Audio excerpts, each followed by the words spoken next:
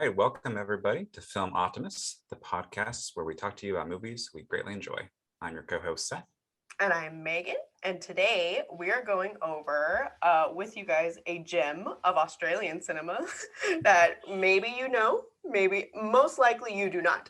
But it is Peter Weir's Picnic at Hanging Rock, which we are so excited to talk about. It was a weird connection of our friendship as well. Yes, it So was.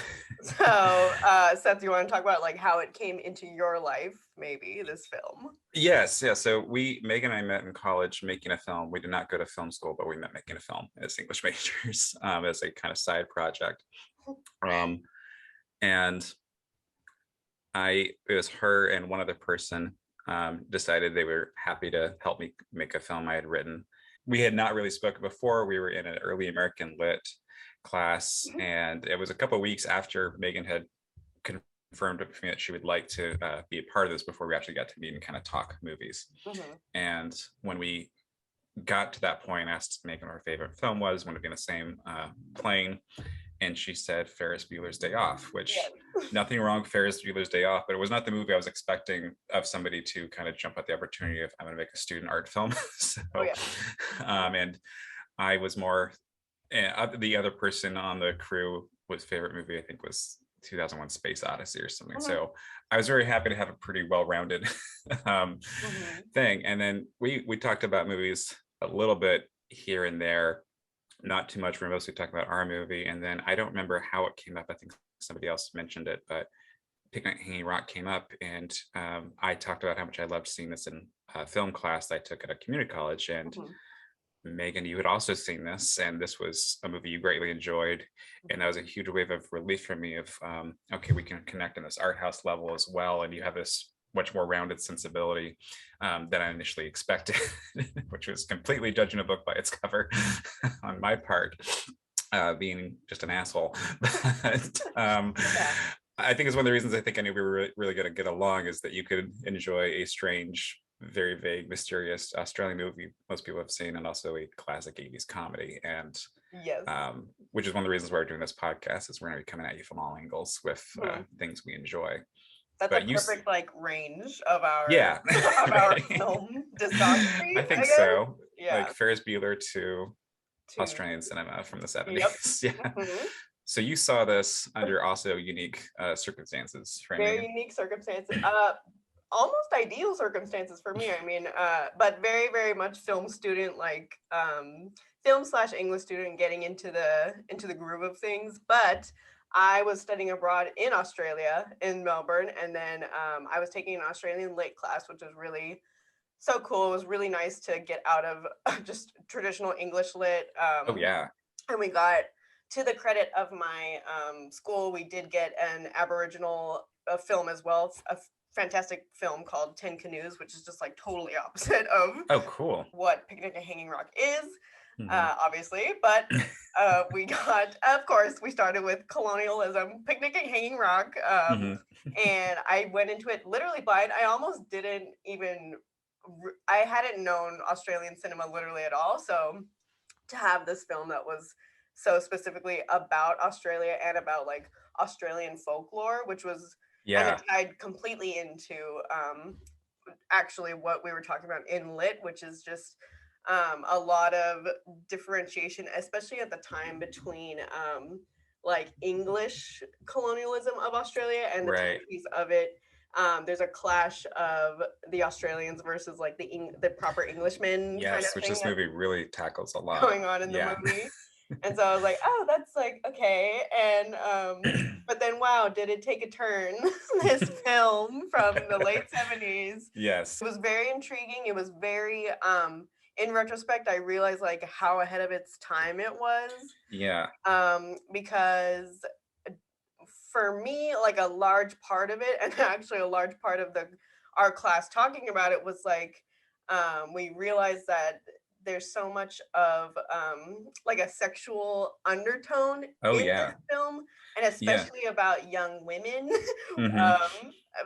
actually very young women in school, and that had never been talked about. So in that regard, it's actually extremely, I feel ahead of its time, and so odd to have this like proper girls' school be about sexual undertones, even like with each other as well.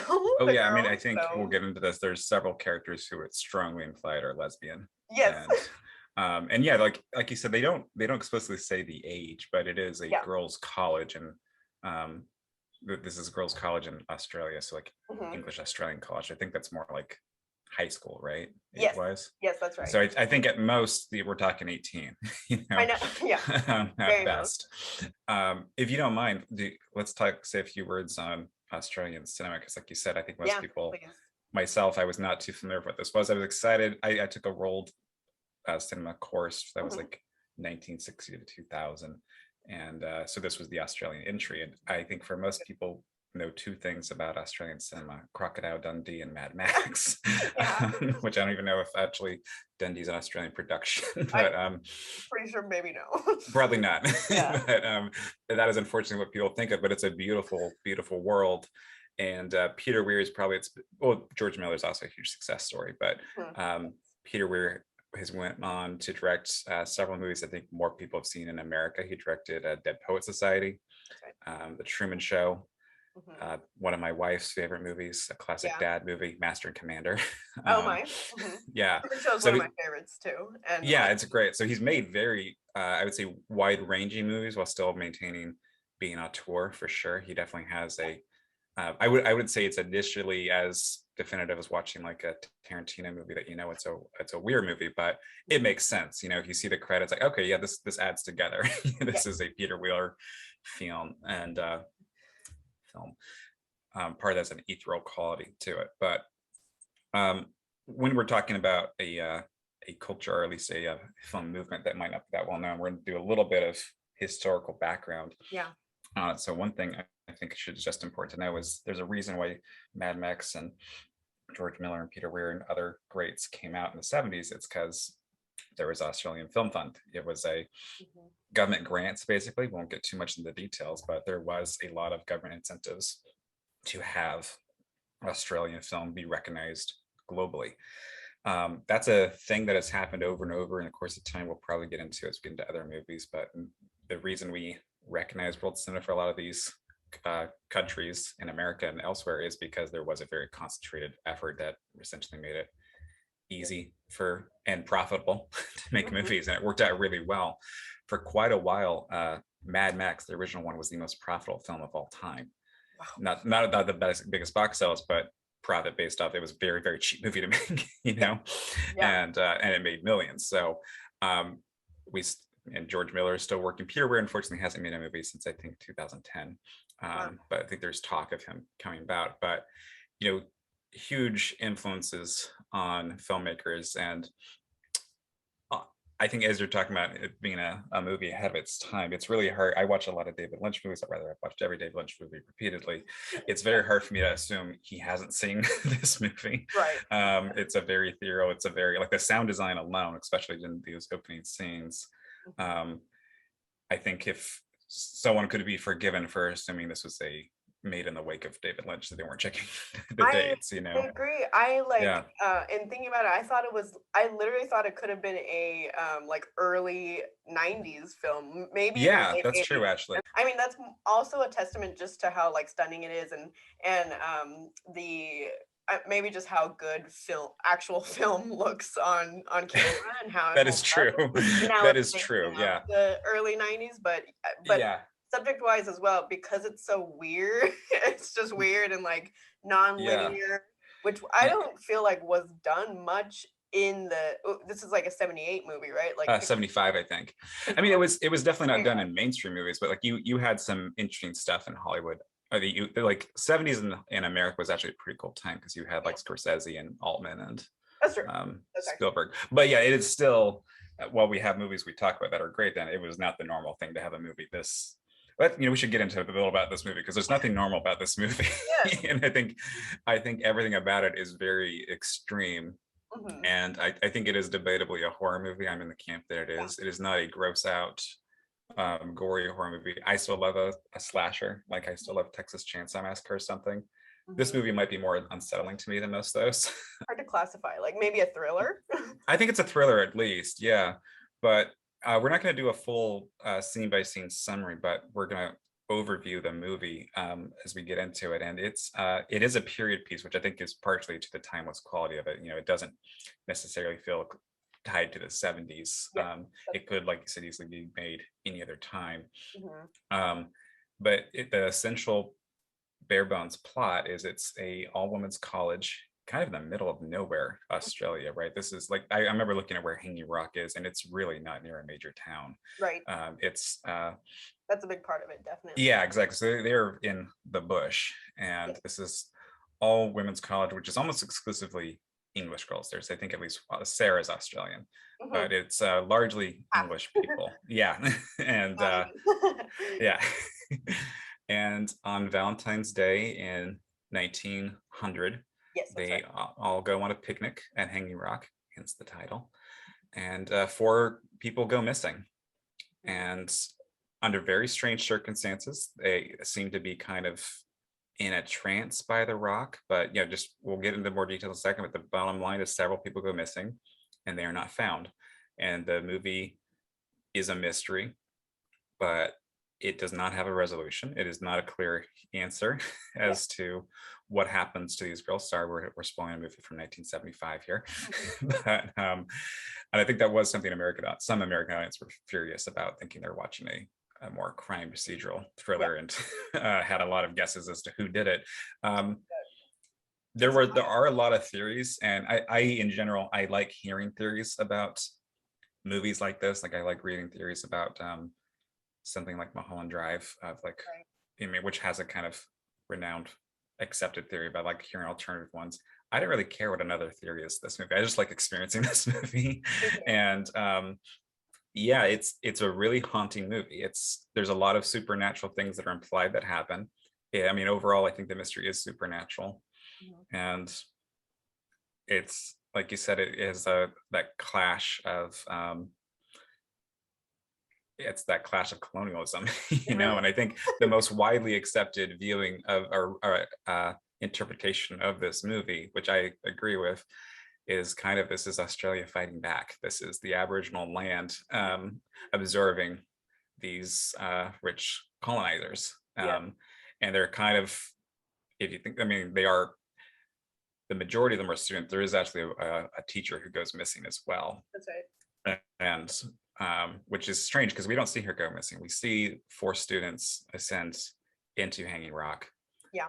and they really seem like they're in a trance, right? There's several moments there where people are talking to them and they're not speaking. You don't even see their faces, and they're just kind of going slowly up and up, and it's very haunting. There's a lot of great cinematography and sound design happening here.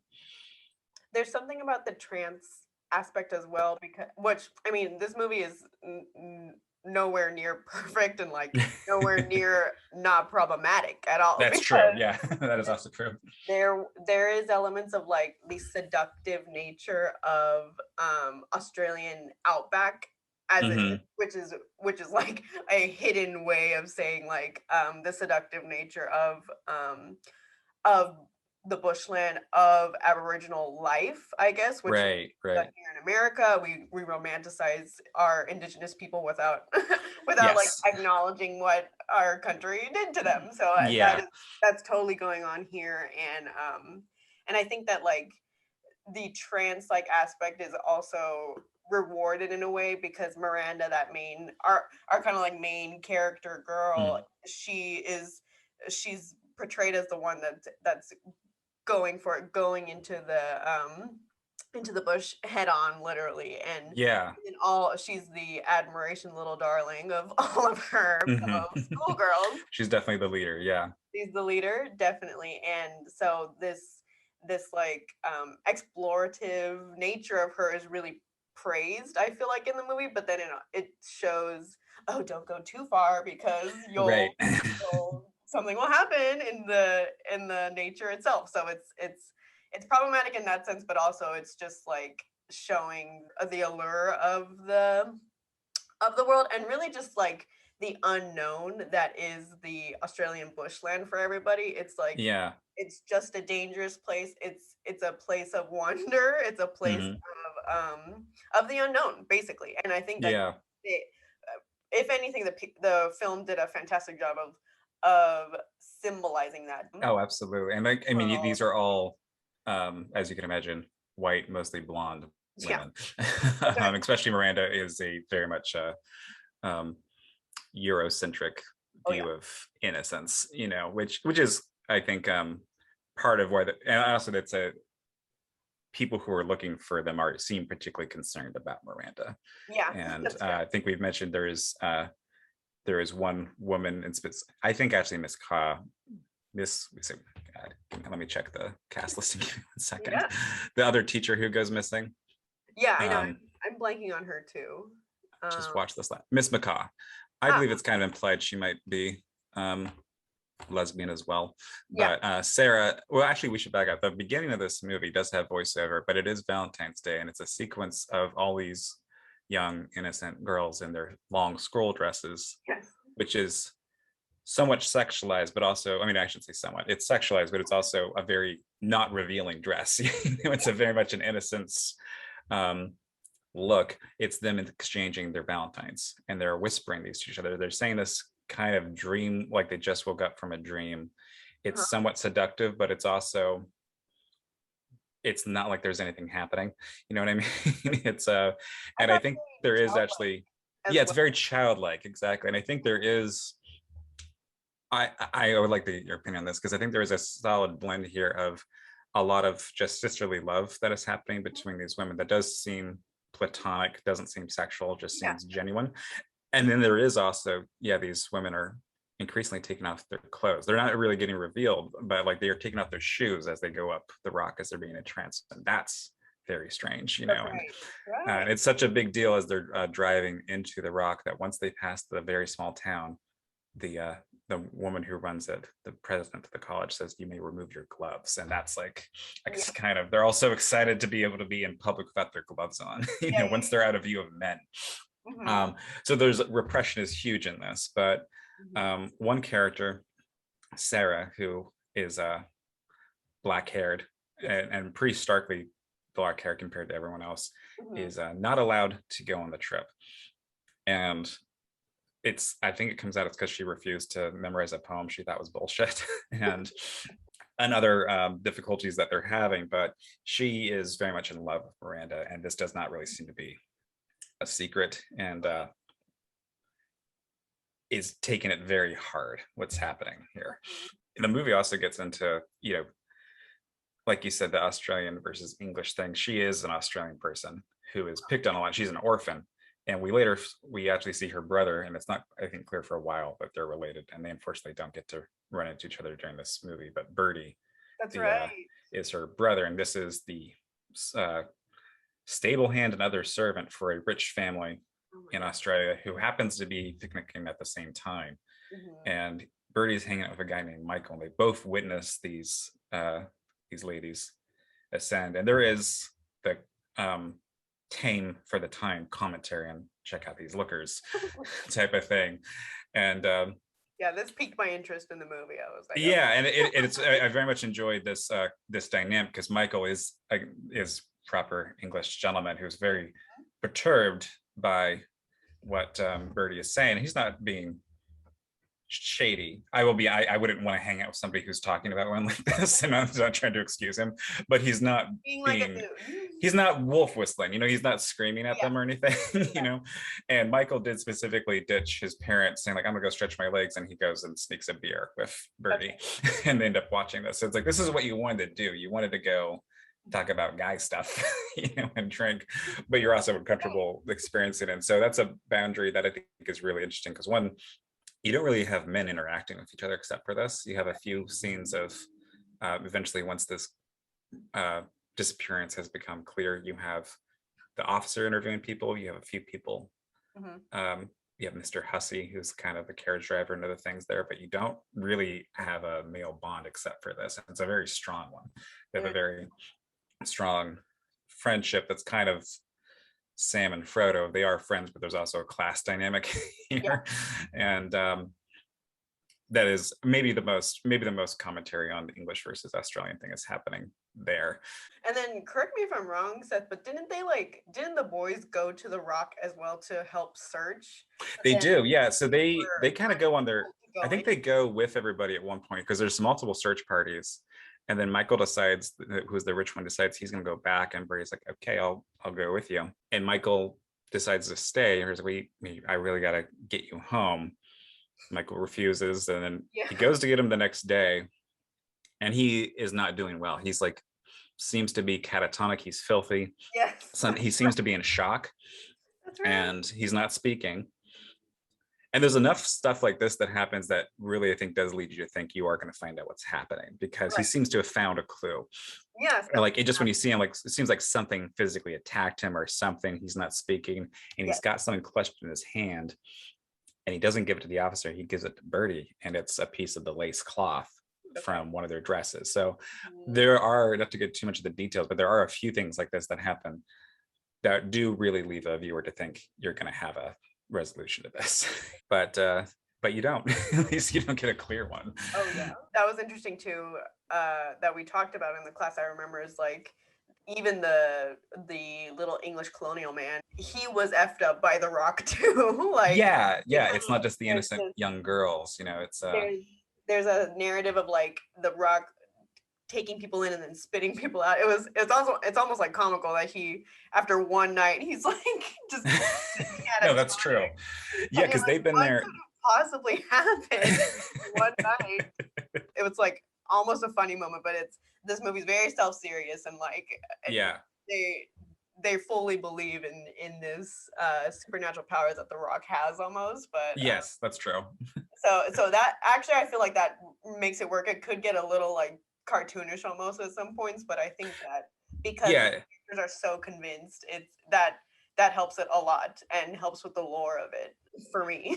No, I agree. And well before we even see the Rock, there's quite a lot of talk about the Rock is dangerous, but the dangers we're talking about here is like poisonous snakes, right, and ants, and we do get there's a great little like close up of the ants just destroying the leftovers of the cake that they bring there, which again makes me think of Lynch, because like Blue Velvet has a lot of close up of beetles. Ooh. And stuff like that. Like a cicada moment. Yeah, there's the cicada. Yeah, so there's a lot of bug stuff in there, and there's an established concern of the dangers of here, but that doesn't really seem to be what happens. They seem to just be like entranced by this and kind of trapped and lulled, and they're speaking in kind of strange, beyond their years phrases, and Miranda keeps repeating everything begins and ends at exactly the right place and time, and which is an interesting thing to say in a movie like this. And to one hand, that is kind of like the if you're in high school and you take a lit class and you just start reading aloud from Poe or something. That's true. Which actually, I think the first quote in the movie is a quote from Poe, isn't it? It's something about everything is a dream within a dream. Oh my goodness. Was it like a quote card? I think Miranda says it aloud, or a voice says it aloud, which I don't know. I did take notes, and I was thinking like the dream within a dream is kind of an interesting. And I don't want to be too dumb here, but it does kind of feel like a commentary again on the colonialism of thinking you can tame this place as a dream, and this is a dream world. This is a place beyond. I don't think it's offensive to call Australia a frightening place environmentally.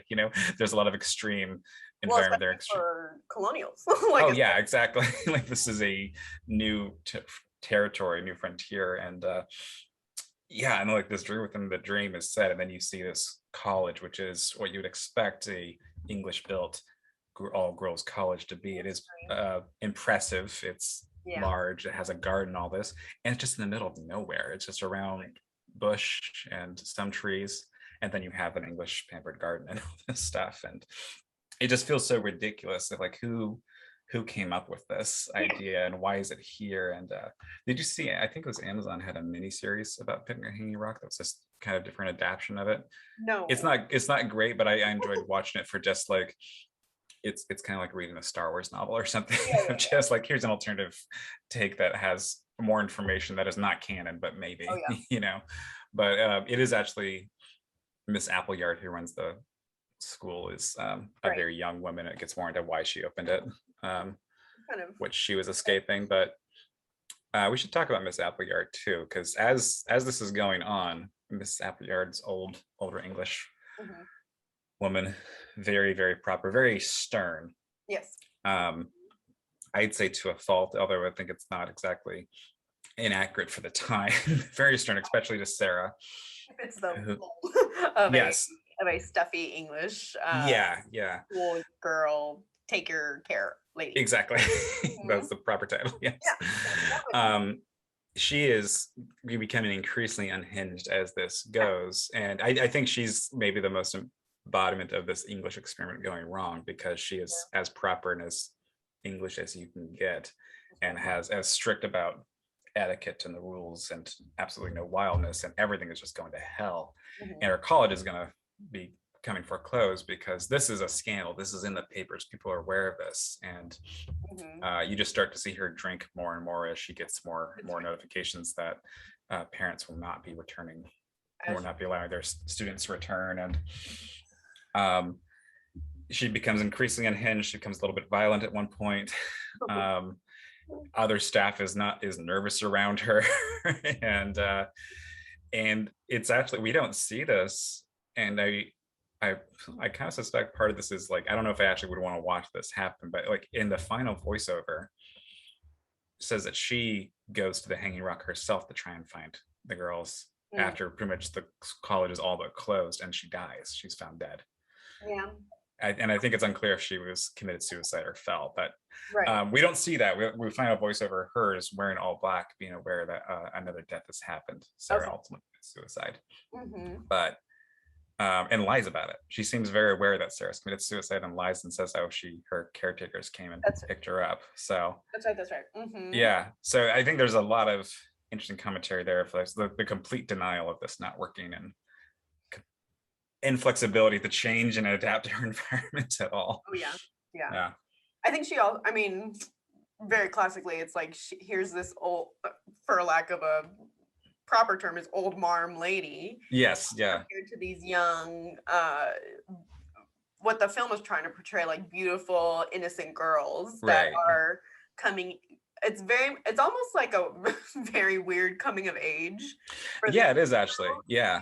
And, and then I think to represent or for Miss Applegate to represent like the stuffiness of being just an older woman in a time where these girls they're just growing up, like they're going to experience these things, and there's kind of like no turning back. There's nothing like they can do about it either, no matter how many rules that she Right. tries to implement and has implemented. Like Yeah.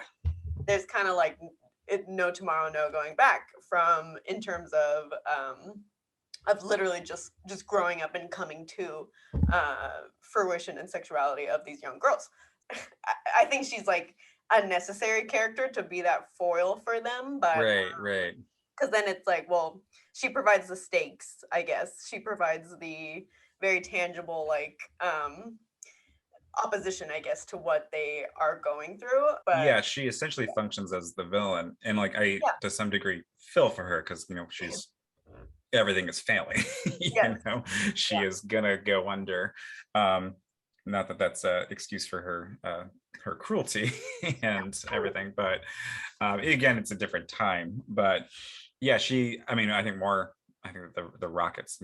There's been a lot of talk about location as character, and Hanging Rock is right, maybe the peak of that yes, of an ominous character, a frightening force to be reckoned with, and um, I think we were just changing gears here real quick. Some of the most haunting and beautiful shots in the movie are them climbing up this rock, and you have these absolutely. almost voyeuristic thing, which again, this being somewhat marketed as a thriller, I know. and there's a good amount of time where you're watching this movie where you do think somebody's a serial killer. You think that Right. might be what's going to happen. It does feel like those shots of like Halloween or something, where like now Michael Myers is going to jump out with a knife, because we're getting these like camera from the bushes or camera from like these crevices in the rock as they're Oh yeah. climbing around. And it is very haunting. The music and the sound design is great. And like someone described it as the sound design is almost like the rocks are screaming, Yeah, and yeah, it's wonderful.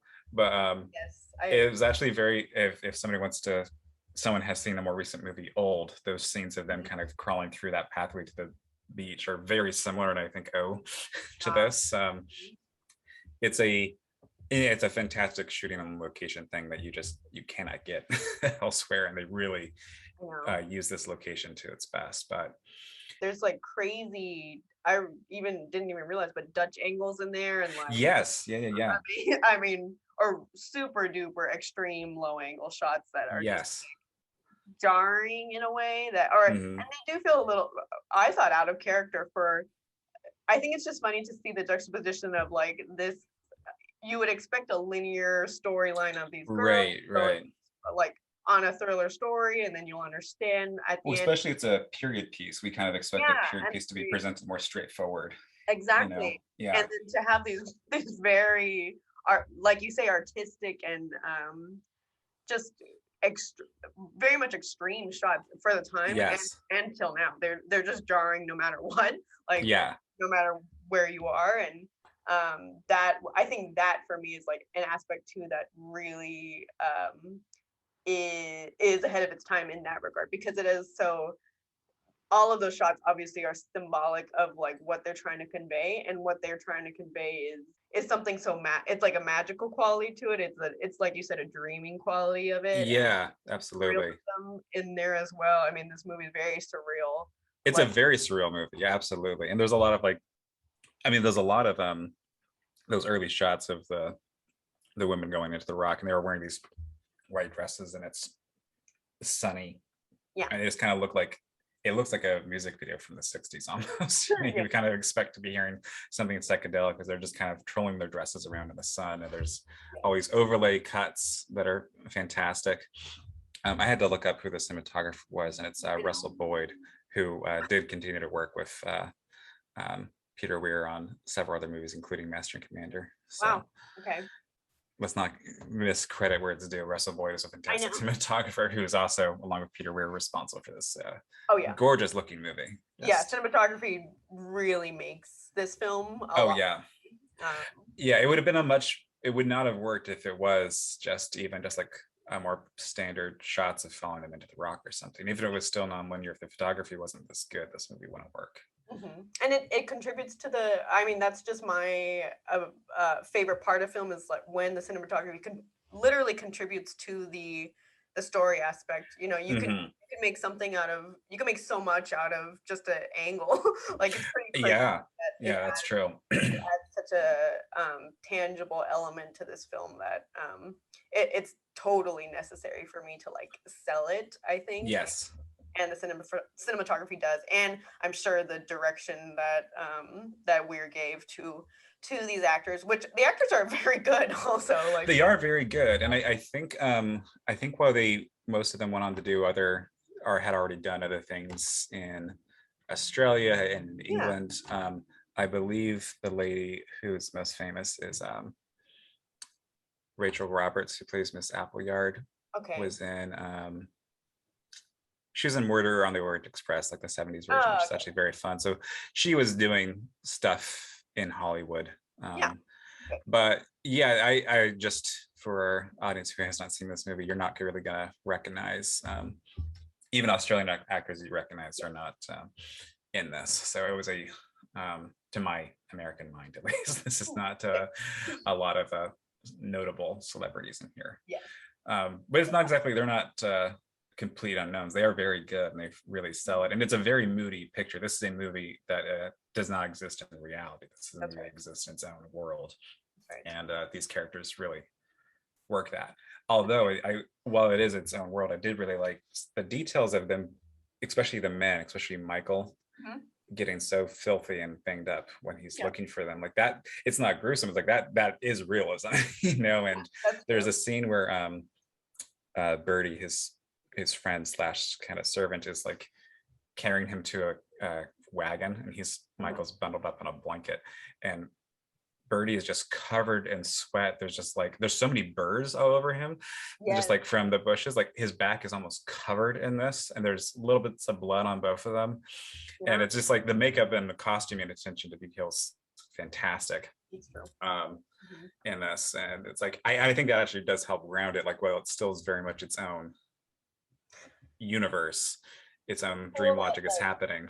it's cool that that's not overdone too. Like it's just the perfect amount. Yeah, It's not like like you say, it's not super. It's not gory by any means, but right, like right, it really even that aspect almost leaves it up to your imagination with giving you these clues of their clothing, right, of just right. like their surroundings. So that's actually Yeah, pretty like an ingenious way to do a thriller yeah, without having here's the who done it at the very end. I actually really it was something I that was new to me, and yes, I was like, absolutely. wow, like this is a great it's a good tactic, I think, for film for storytelling. Yes, I was absolutely. I was totally into it, and it was new to me, and I was like, yeah, like this is Yeah, I think another note that really grounds us in reality is, ignore the first step, but several characters, including Michael, had this experience and come back. And one of the women who disappears, Irma, eventually is found.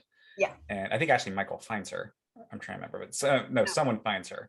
mhm, And so you have this character come back, and she doesn't remember anything. She has absolutely no information I you know. can give them, which is, and it's not explained. I think a doctor at one point confirms that she was not assaulted. Um, Oh yeah, that's right. so, which is, I do frankly like that details in there because there are obvious implications with them being their age and Yes. everything that something like that Mhm. nature happened. But the movie seems to state that it didn't. But she really has no information for them. She can't say what happened. She can't say where the girls went. She's absolutely useless, unfortunately. Correct. And we Mhm. can chalk this up to trauma, but there's a moment towards the end of the movie where she is about to leave the school. Her parents are going to pick her up. She's going back to Europe, and she's saying goodbye to everybody. And it is supposed to be like, oh, does anybody have farewell wishes or anything they want to say to her? And everyone just turns on her and starts screaming, "Where's Miranda? What happened to them? You know, Right. you're lying." And the mob mentality. Oh my I god. love that, like the fierce fucking energy that comes from a mob turning on people Yes. is one of my favorite elements in a movie, and is one of my favorite movies. And just studying how groups think and how mobs think in Oh yeah. sociology classes for a little bit, it's fascinating. It's like Mhm. I feel like that's another element of realism that is accurate. It's also it's still shot very surreally. You have these close-ups of women screaming, and That's it's violent without anybody actually being hurt, but yeah. it's a chaotic, violent Mhm. scene. And my nightmare is being end up on a gang of people who want to know something that I don't know. So, Well, and Miranda's kind of just this like fluffy idiot. Like she yeah, and it's like, well, does Miranda's the leader nothing who, like you said, either. Miranda was Mhm. fearless, and Miranda's nice to Sarah. Yeah. We kind of don't get what else is the appeal of Miranda. Anything at all about this you girl. know Especially like we get so much more details about Sarah, who's an orphan, who's Right. in a circus and has had a really hard life. Hmm. We know Miranda, like everyone else there, is rich. Yes. Yeah. That's kind of it. And I think maybe that's an aspect of it too. Like yeah, they create her as like an ethereal. There's an etherealness to yes, they're definitely ethereal. Yeah, and you just like everybody just loves her for whatever reason and but you kind I mean in the it's well done in the movie like you do get it but it's just kind of like I think that's an aspect of it too where it's like well why do these people care so much about this like this yeah, this blondie little pretty girl basically and yeah, it gets explained in the movie well I think it's portrayed well is what I should say is like yeah. it totally makes sense and it contributes to the aspect of the story as well my class was so funny and they were just like yes Miranda is like our gay queen our like gay icon and she She really is. is Yeah, in a she weird is. way Yeah, as this she's leading three other women. yeah And yeah, I think on this like sexual explorative journey and so yeah, if anything she's good for that but that's about it in my opinion so yeah. it's fun to watch. Like I think that people watching it for the first time will have their own opinions about Miranda and like what she represents as well. And it's No, yeah, absolutely. I could see someone being pissed off at Miranda. But I think But especially like if her being the leader is responsible, you could say, for whatever the fate of these people is. But I hope we haven't undersold or rather understated how fucking weird this movie is, because it's a very weird well, that's movie. what sells it to me. Yeah, exactly. It's a very strange, and like, yeah, there is a point where the officer is involved, and it does seem like it's going to be a more straightforward police procedural. It is Right. not. Mhm. It is not all. That guy's doing a great job too. You do have one more class thing, because we're always going to be talking about conflict theory in here. Oh yeah, But you do have the gardener and the maid sleeping together at that's right. the yard, who seem to be the only people having any fun in the movie. Oh yeah, And it's kind of nice to see. It's kind of nice to see a fun, loving couple, and it's true. they're flirting a lot, and they are. It's clearly not just a quickie relationship. They are actually very into each other, and in the midst of all this other chaos and all this repression, especially with Miss Appleyard and with the girls, it's nice to see people actually having fun. Right. know? It's a little break in the chaos.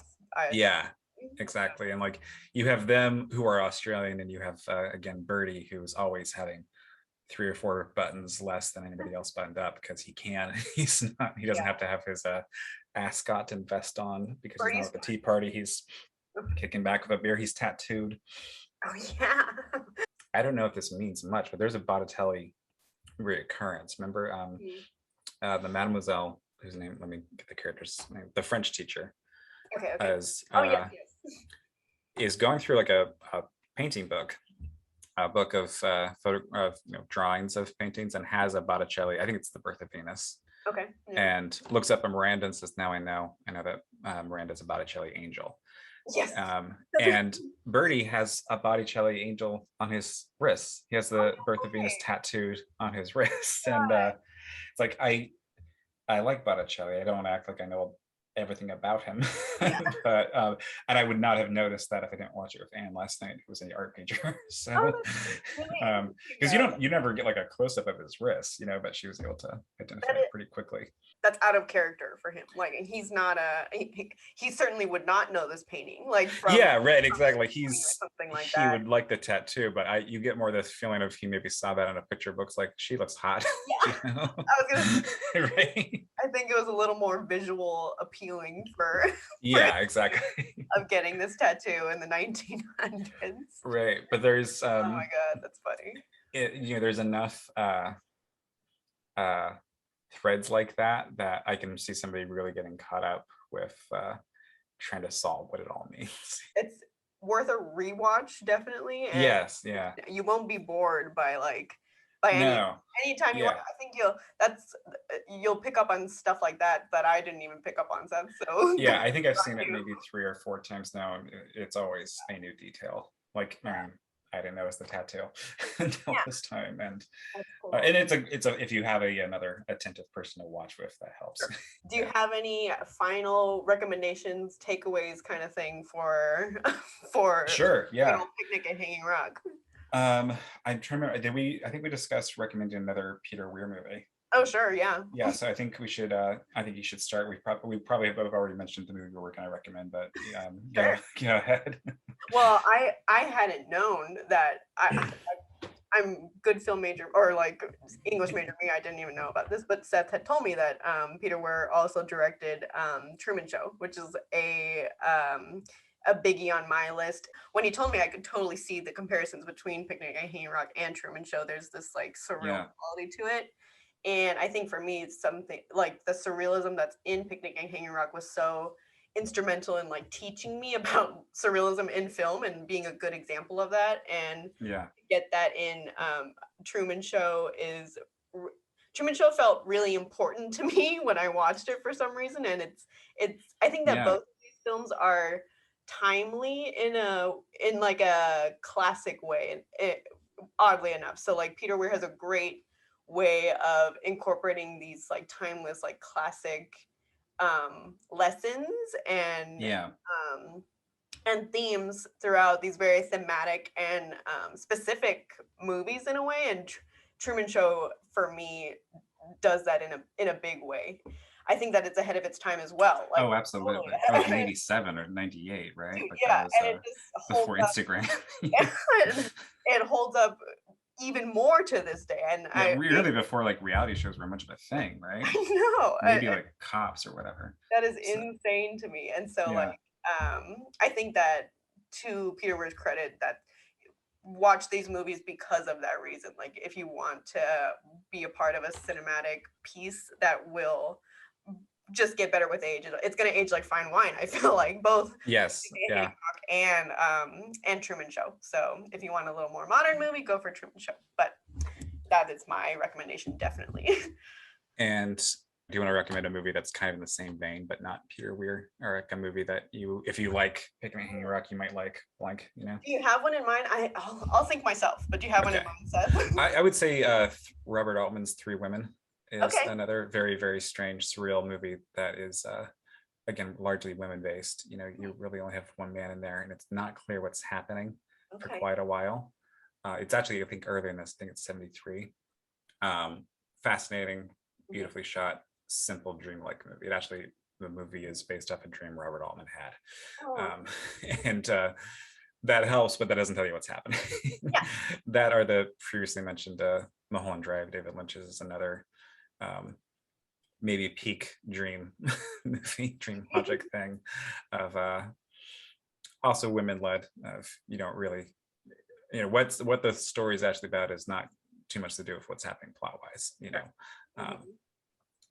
But for a Peter Weir recommendation, Master and Commander, I'm not typically into historical war movies, but again, this is literally really different because it is a Peter Weir movie, and it's the same cinematographer. So the main comparisons are, it's a beautiful movie. It's just stunning photography. It is based off a series of novels, but it's a English ship during the Napoleonic Wars. Okay. And life during that, and the class dynamics, I think, my favorite thing about it, because obviously it's a ship, it's a warship, and there's quite a few things happening there. You have the lower class who is much more exposed to the physical danger, and you have some rituals in there, you have some folklore, and it's very fascinating. Well, folks, I think that's going to do it for us. You've been listening to the film Optimist, and if anybody has notes or corrections or questions, we have an email address, filmoptimist, that's plural, @gmail.com. If you got questions or anything particularly you'd love us to address in the next episode, drop us a line there. Let us know what you thought about Picnic at Hanging Rock. And I made a recent discovery literally just today. The full film is available on YouTube right now. Oh, is it really? Okay, yes. Fantastic. I'm glad you mentioned that, because otherwise you have to have a Criterion subscription, or which I have.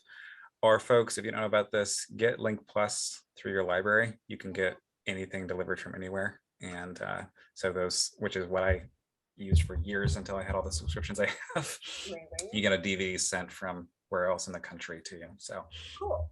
We'll get these weird films to you somehow. Exactly. We will not talk about a movie without telling you how you can find it, even though we did until just now. So we'll see how long it gets taken around for copyright on YouTube, but you know, get it now while you can. All right. Well, Megan, great talking to you. Great talking to you. Folks, great talking to you. We'll do this again. All right.